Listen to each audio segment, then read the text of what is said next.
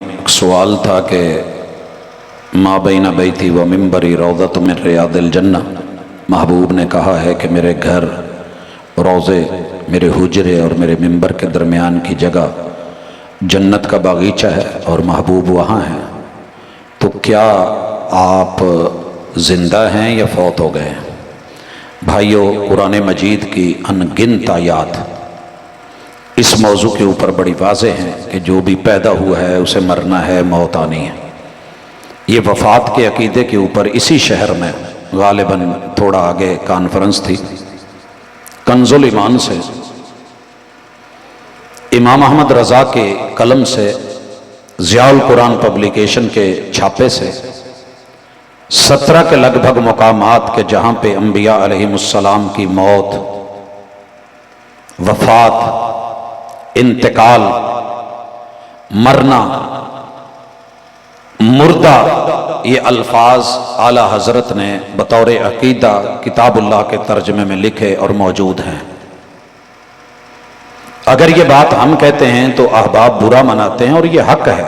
کل من علیہا فان ویبقی وجہ ربک ذو الجلال والاکرام، انک میت وانہم میتون۔ انہیں وفات کے دروازے سے گزرنا ہے، موت آ چکی ہے، باقی رہ گیا زندہ۔ تو میں گزارش کروں گا، بڑا مختصر سا جواب دینا چاہتا ہوں۔ ہر جہان کی زندگی اپنی ہے، کسی بھی دوسرے پہ اسے قیاس نہیں کیا جا سکتا۔ ہم سب عالم ارواح میں زندہ تھے، رب کو جواب دیا کہ نہیں؟ کیا اس روح کے کان تھے جس نے سنا اللہ کی آواز کو، الست بربکم؟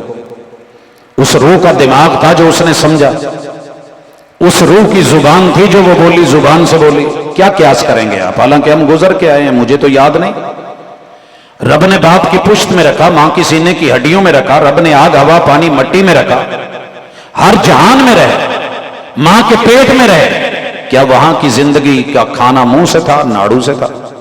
کھاتے تھے، پیشاب پخانہ کرتے تھے، واش روم جاتے تھے، ماں کے پیٹ میں زندہ تھے؟ لیکن نہیں، وہ جہان اور ہے، اس جہان میں اصول اور انداز اور جینے کے ڈھنگ اور جہاں سے گزرے ہیں وہاں کا علم نہیں، جہاں ابھی پہنچے نہیں، گئے نہیں، قبر، نشر، حشر، برزخ، اگلے جہانوں کی زندگیاں، ان کی معلومات آپ اور میں نہیں رکھتے۔ اسی لیے اللہ نے کہا احیاء، زندہ ہیں، وَلَٰكِن لَا تَشْعُرُونَ، لیکن تمہیں ان زندگیوں کا شعور نہیں، لہٰذا وہاں اگلے جہان میں ٹامک ٹوئیاں مارنے سے بہتر ہے عقیدہ برحق کو مان لیجئے کہ ہر ہستی کو موت آئی ہے، موت آئی ہے تو قبر بنی ہے، اسی لیے قبر میں اتارا گیا ہے، اسی لیے بیویاں بیوہ ہوئی ہیں، اسی لیے بچے یتیم ہوئے ہیں، اسی لیے جو ہے وہ مدینہ رویا ہے، اسی لیے اندھیرا ہوا ہے، اسی لیے سیدہ فاطمہ اور حسنین کریمین کہ آنسو جاری و ساری ہیں۔ ان ساری حقیقتوں کو جھٹلا کے صرف اس بات کو کہے، اس بات پہ ڈٹے کہ نہیں جی وہ زندہ ہیں،